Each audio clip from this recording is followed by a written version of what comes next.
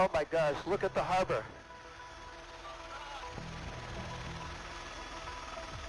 Oh my gosh. It's Hawaii's worst natural disaster in history, according to officials, who say Maui's wildfires unleashed destruction that will take many years and billions of dollars to rebuild. The resort town of Lahaina was once the capital of the Hawaiian kingdom, drawing 80% of the island's visitors every year.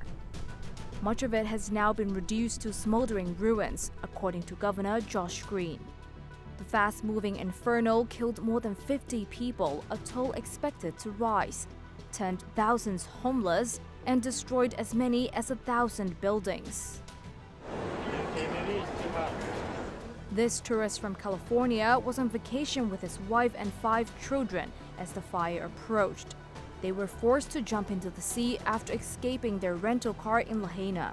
Everything we were out there floating, and this is so surreal, and everything was burning around, explosions, cars blowing up, like embers flying, we couldn't breathe. We couldn't breathe, there's no air, it's just like carbon monoxide, and we held on as best as we could. My wife, my kids, my older ones helped with the younger ones, and we tried to stick out together. The waves was trying to take us out to the ocean. We had to come back.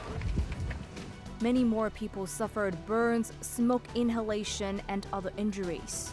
The inferno that ravaged Lahaina was one of 3 major wildfires on Maui, all of them still burning.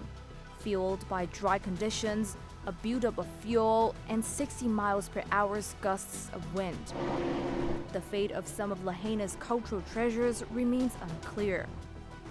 The historic 60-foot-tall banyan tree marking the spot where a 19th century palace stood is still standing, though some of its boughs appeared charred.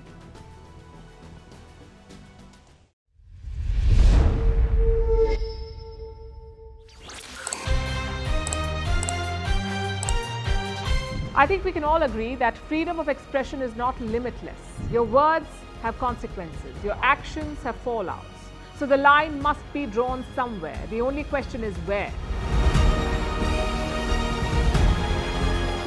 So there are upgrades across the board. All 3 defense services are getting bigger and more lethal weapons. And this is the need of the hour. China's build-up on the border remains a concern, 38 months and counting. India needs better weapons to secure its front lines. So arms trade is just another source of income for them. And this is a serious setback in the fight against terrorism, all because of American callousness. So the stock rally is like a vote of confidence from investors. They are betting on India.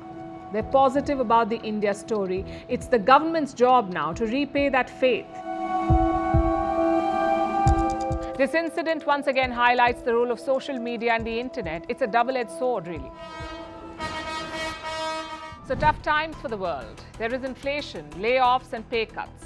But not for King Charles of Britain. Forget pay cuts, he's all set to receive a massive pay hike. What is offensive to one religion could be sacred to another. Europe must realize this. They keep lecturing the world about minorities, how they should be protected, how their rights and culture must be promoted. But at home, it's the exact opposite. People are burning the holy book of your minority group. And what is your response? You say it's freedom of expression.